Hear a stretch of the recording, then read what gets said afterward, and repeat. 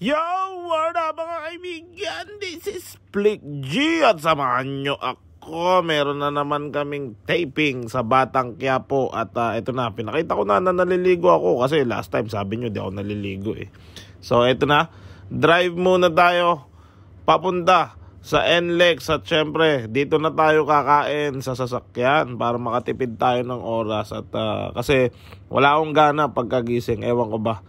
Pero maya-maya nagugutom ako kaya dito na ako sa sasakyan kakain. So eto na, nandito na tayo sa taping area at ang naabutan ko ay si... Ako pinakamaaga. Yun, paano? Diyan ka natulog sa malapit. Sa Sogo. Ganda ng motor. Nandito na yung mga Tondo boys. Ano sabi mo, Mix? Hindi bagay sa'yo NMAX. Ba't di bagay sa'yo, Max? Hindi ako marunong magmotor eh. Bagay nga sa'yo, tricycle. Ito ka sa loob. Okay. Nasa Japan ka lang kahapon po sa... Ulam natin, sarap oh. Talong, itlog, isda. Smag ang ingay po. So, eto na, nag-uusap-usap ang mga Tondo gang kung ano ang kanilang gagawin sa mga susunod na araw kasi maraming project ang Tondo gang. Ayan at ito, nagre-review na ako ng lyrics, hindi pala lyrics, script. Ayan, at sila ay nagmi-meeting pa rin dahil napakaraming movement ngayong December. Ayan at ito na, sinabihan na kami na mag-base na kami in character at maya-maya mag-on the set na tayo. Pero bago mag-on the set, dumating na ang birthday boy! Happy birthday, Kuya Dave! Whoop! At habang naghihintay kami, pinagmamasdan ko si Smaglas, merong kakaiba sa kanyang pagkain. Ano yan? Ang inong rapper pa kumakain tinidor. Bang ina mo, saksakan kita. At ituloy na nga natin ang istorya. Nasira kasi upuan ko. Ayan inaayos ni Oji Baldo. Ako, napakagaling talaga ni Oji Baldo. Nagawan niya ng paraan. Ayan, nawala kasi yung tornilyo niyan. Tsaka medyo lumundo. At napakagaling talaga ni Oji Baldo. Maaasahan. At tingnan mo naman to si Smag. Siya lang yung rapper na hindi marunong gumamit ng upuan. At syempre, sinuportahan namin si Bagyo sa kanyang negosyo. Alam mo naman kami dito sa Tondo gang, suportahan kami dito.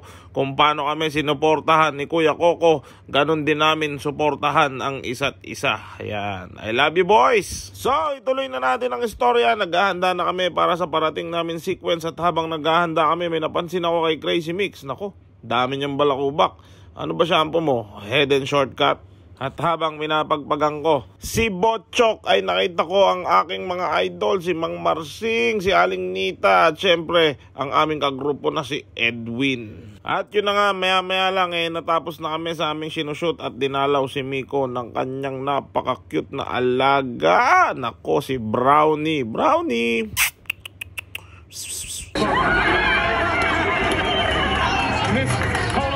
At habang naghihintay, syempre, hindi namin mapigilan na hindi panoorin si Disaster dahil sobrang galing niya. At eto na nga, dumating na ang pinakahihintay namin, ang libre ni Kuya Dave. Alam nyo, nakagawian na to. Dating-dati pa sa probinsyano pa lang. Kung sino ang may birthday, siya ang magbo-blow out. Ayan, dahil meron silang kaugalian. Siyempre, nadala yan sa Batang Quiapo. Kung sino ang magba-birthday, automatic magbo-blow out. Happy birthday, Kuya Dave! Nako, 69 na si Kuya Dave. Hey! 69 birthday! Happy birthday! Pasuyo! 69? Yeah! Anong wish mo? Happy birthday! Anong wish mo, Kuya? Sana umabot pa ng daang taon. Yun! Ang alin! Ang buhay nating lahat. Siyempre! Blow mo na, Baldo. 69 talaga. Gusto ba yung favorite namin? Matik yan! Sabay! Happy birthday Sa'yo ay sa amin. Happy birthday! Age reveal. Ilan talaga ko yan? 69 na ako. Pare, favorite position mo ata yun. Oo. Kahit sa mga number ng Diyos ko, Favorite niya talaga yan. Yan, no? Say hi. Kakain po na kami. Happy birthday, Basilio. Anong message mo ay kuya? More blessing, tsaka long life, good health.